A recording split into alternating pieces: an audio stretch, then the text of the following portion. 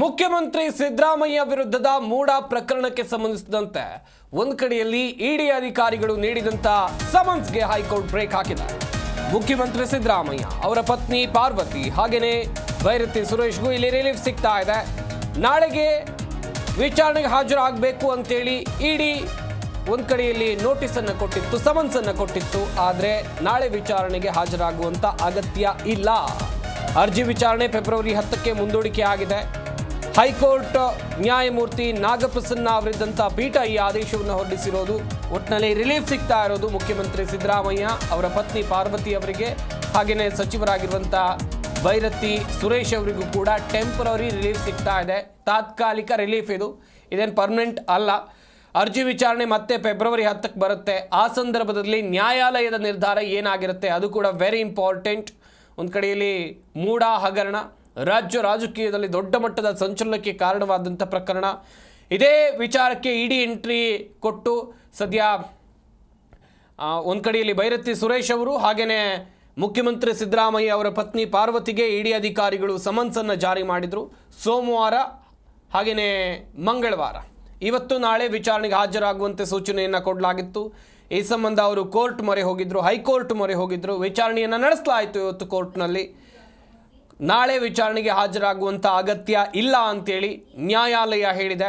ಅರ್ಜಿ ವಿಚಾರಣೆಯನ್ನು ಫೆಬ್ರವರಿ 10ಕ್ಕೆ ಮುಂದೂಡಿಕೆ ಮಾಡಲಾಗಿದೆ. ಫೆಬ್ರವರಿ 10ರ ತನಕ ರಿಲೀಫ್ ಇರುತ್ತೆ. ಹೈಕೋರ್ಟ್ ನ್ಯಾಯಮೂರ್ತಿ ನಾಗಪ್ರಸನ್ನ ಅವರಿದ್ದಂಥ ಪೀಠ ಈ ಆದೇಶವನ್ನು ಹೊರಡಿಸಿರೋದು. ಮುಖ್ಯಮಂತ್ರಿ ಸಿದ್ದರಾಮಯ್ಯ ಸಚಿವ ಭೈರತಿ ಸುರೇಶ್ಗೂ ಟೆಂಪರರಿ ರಿಲೀಫ್ ಸಿಗ್ತಾ ಇದೆ.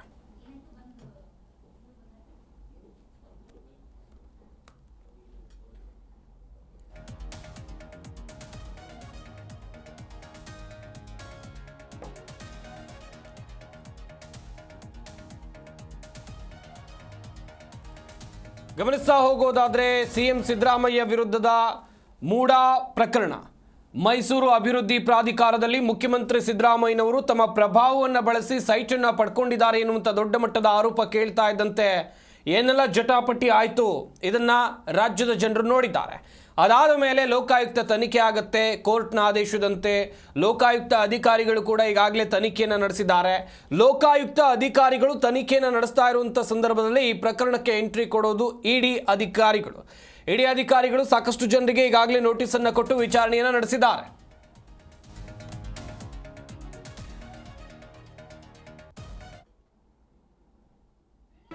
ಜಿ ಕನ್ನಡ ನ್ಯೂಸ್ ಈಗ ನಿಮ್ಮ ಮನೆಯಲ್ಲೇ ನೋಡಿ. ಎಲ್ಲ ಕೇಬಲ್ಗಳಲ್ಲಿ ಈಗ ಲಭ್ಯ.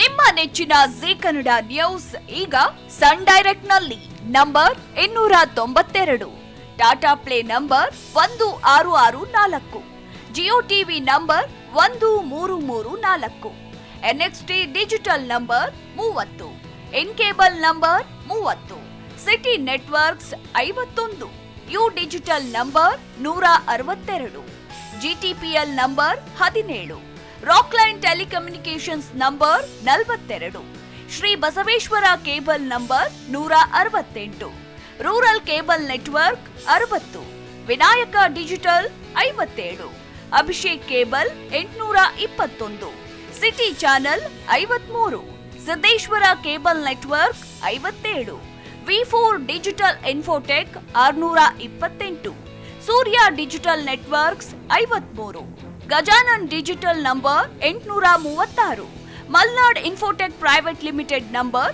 56, Metrocast number 830, Victory digital number 167ರಲ್ಲಿ ನೋಡಿ ಆನಂದಿಸಿ.